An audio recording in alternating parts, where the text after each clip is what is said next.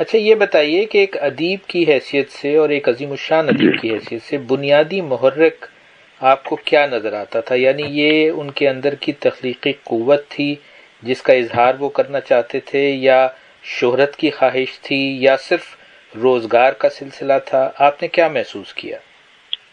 شہرت کی تو ذرا برابر ان کو تمنا تھی ہی نہیں، جی اور وہ اس دور سے نکل چکے تھے بالکل شہرت وغیرہ کے خیال سے۔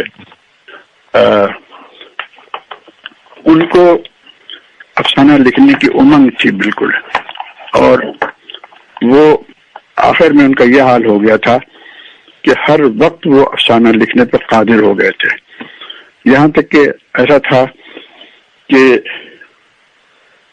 اگر کسی نے کہا منٹو صاحب ہمارے رسالے کے لیے افسانہ لکھ دیجئے، ہاں ہاں لکھے، اچھا ٹھیک ہے، پہلا جملہ تم لکھو۔ اب اس شخص نے مثال کے طور پر یہ لکھا کہ زہرا برقع اوڑھ کر اپنے گھر سے باہر نکلی، اور منٹو صاحب آگے لکھنا شروع کر دیتے تھے اور پورا افسانہ تھوڑی دیر میں لکھ لیتے تھے۔ آپ کو اس سے اندازہ ہو گیا ہوگا جی جی کہ ان کا حال کیا تھا۔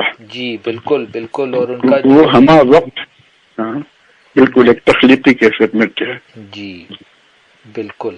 اچھا یہ بتائیے، ان کے افسانوں میں ہمیں سماج کی عکاسی بہت مختلف انداز سے ملتی ہے، جو انہوں نے جس طرح سے دیکھا اپنی گفتگو میں، یا جب وہ عام لوگوں کے ساتھ کوئی بات کرتے تھے، آپ سے ان کی کبھی گفتگو ہوئی ہو تو اس میں وہ سماجی مسائل کا کوئی ذکر کرتے تھے یا اس بارے میں اپنی رائے کا اظہار کرتے تھے؟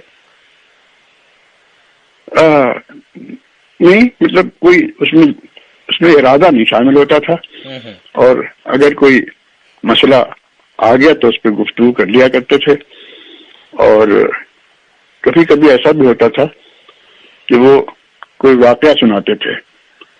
مثال کے طور پر وہ اپنی زندگی کے ماضی کے واقعات جو ہیں نا، جی جی، ان کو کبھی کبھی سنایا کرتے تھے ترنگ میں آ کر، اور وہ سب میں نے اس کتاب میں لکھ دیے ہیں۔ جیسے کہ انہوں نے کہا کہ یار وہ بھی کیا دن تھے جب ہم بمبئی میں رہا کرتے تھے، کھولی میں رہتے تھے، بہت ہی ذلیل جگہ تھی، اور اس قدر پیسوں کی کمی تھی کہ ہم ایک بڑی ہی کمینی قسم کی شراب پیا کرتے تھے، اس کو ممبئی والے بیوڑا کہتے ہیں۔ وہ بیوڑا جو ہے وہ اتنی ذلیل چیز تھی کہ جیسے ہی وہ اندر جاتی تھی تو وہ ایک دم دماغ کی چھت سے جا کے ٹکراتی تھی اور فوراً نشہ آ جاتا تھا۔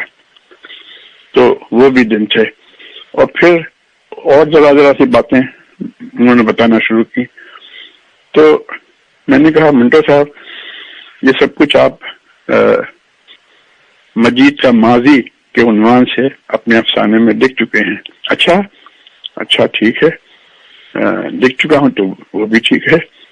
تو میں نے کہا کہ آپ اب تو صیغہ واحد متکلم میں بات کر رہے ہیں کہ یہ آپ نے کیا، اس میں آپ اپنے بجائے مجید کا نام آپ نے لکھا تھا۔ ہاں ٹھیک ہے یار، مجھے نہیں پتا ان سے باتوں کا، اتنی سادگی سے باتیں کرتے تھے۔ جی اچھا، ایک نوجوان کی حیثیت سے، کیونکہ آپ تو ان سے 18 سال چھوٹے تھے اور وہ آپ کی نوجوانی کا زمانہ تھا، تو آپ ایک نوجوان کی حیثیت سے ان سے کیوں متاثر ہوئے؟ اچھا، متاثر تو یہ تھا، اس لیے تھا کہ بالکل یعنی جو کچھ بھی جس آنکھ سے وہ دیکھتے تھے نا جی چیزوں کو، وہ آنکھ جو ہے وہ میں سمجھتا ہوں کہ تاریخ عالم میں وہ دوبارہ نہیں پیدا ہو سکتی۔ واہ جی، یہ بالکل بہت اچھی بات آپ نے کہی کہ جو ان کا نقطۂ نظر تھا وہ بہت ہی انفرادی تھا، اور شاید اس کا دوبارہ اس کی مثال ملنا مشکل ہو۔ نہیں، ناممکن ہے۔ جی یہ بہت شکریہ، آپ نے بہت اچھی باتیں کی، بڑی اچھی یادیں آپ نے تازہ کی۔